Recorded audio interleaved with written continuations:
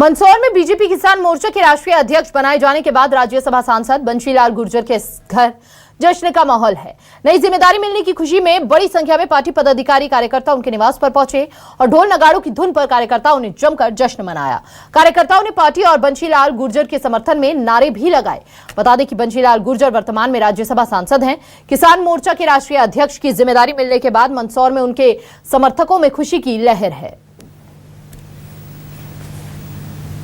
मंदसौर में बंशीलाल गुर्जर के घर जश्न का माहौल। किसान मोर्चा के राष्ट्रीय अध्यक्ष बनाए जाने पर जश्न का माहौल देखने को मिला।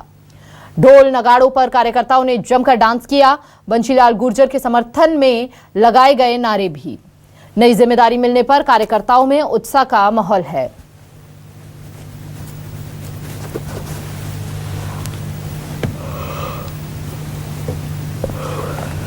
किसान मोर्चा के राष्ट्रीय अध्यक्ष बनाए जाने पर जश्न।